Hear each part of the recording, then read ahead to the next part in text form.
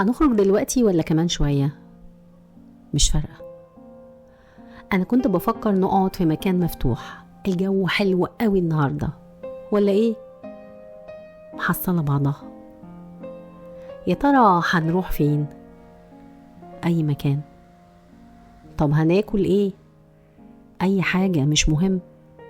لا كده كتير. أنت كويس؟ أنا تمام.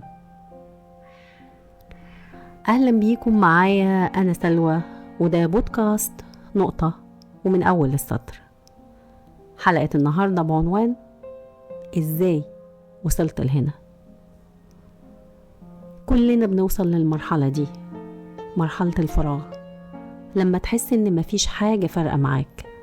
أنت مش زعلان بس برضو مش مبسوط، أنت مش حاسس بأي حاجة، ما عندكش رغبة تعمل أي حاجة ولا نفسك في حاجة، مش فارقة. إزاي وصلت لهنا؟ يا ترى زعلت قوي لدرجة إنك خلاص ما بقتش عارف تزعل أكتر من كده؟ أو اتبسطت قوي لدرجة إنك مليت من كل حاجة؟ أو يمكن اتكسرت فخلاص ما بقتش فارقة معاك؟ إزاي وصلت لهنا؟ لا عارف تشكي ولا لمين تشكي وتقول إيه وإنت مش عارف إنت فيك إيه. ما إنت مش حاسس بحاجة، بتضحك بتضحك قوي وبصوت عالي كمان، بس مش مبسوط.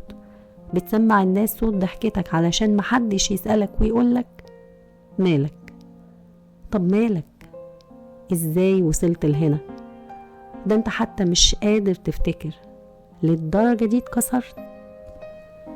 ما بقتش حاسس، حتى قلبك ما بقتش بتحس انه بيدق لغاية ما يوجعك قوي، فتضحك وتسمع الناس صوت ضحكتك. ازاي وصلت لهنا؟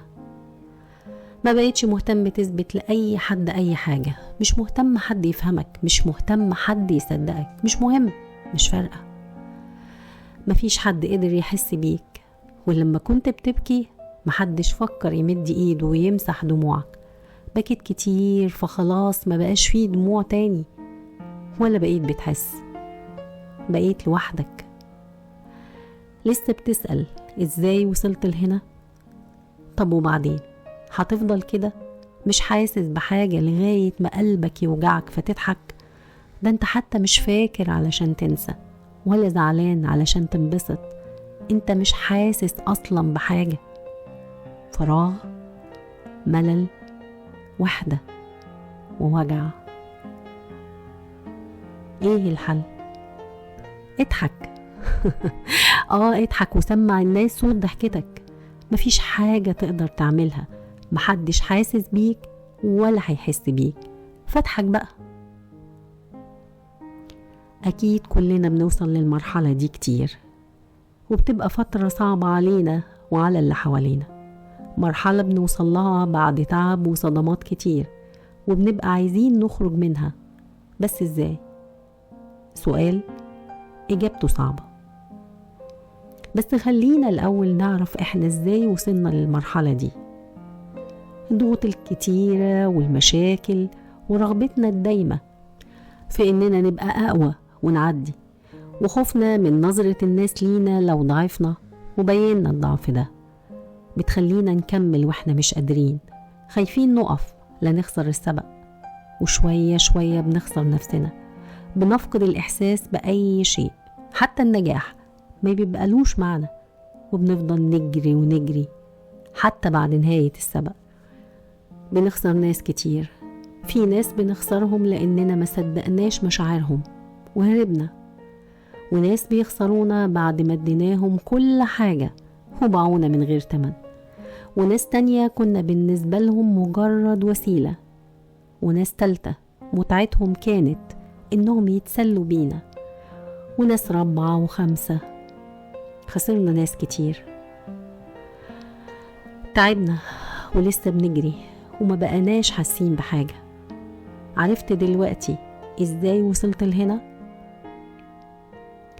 لازم نعترف اننا تعبنا علشان نرتاح، لازم نقف علشان نقدر نكمل، لازم نعترف بالفشل علشان ممكن ننجح، ولازم نقبل الخسارة علشان ننسى ونقدر نبدأ من جديد. في النهاية كلنا لازم نمر بالمرحلة دي، تقف وتفصل نفسك عن كل حاجة، تبعد عن كل الناس وتختلي بنفسك علشان ترتاح، علشان ترجع تحس. ومع الوقت هترجع لوضعك الطبيعي، هتعرف غلطت في ايه وتصلحه، وتعيد حساباتك مرة تانية، وترتب أولوياتك حسب أهميتها، وتتخلص من ناس كتير ملهاش وجود حقيقي في حياتك. مش هتبقى لوحدك، ما تخافش، هتملى مكانهم بناس تستاهل بجد.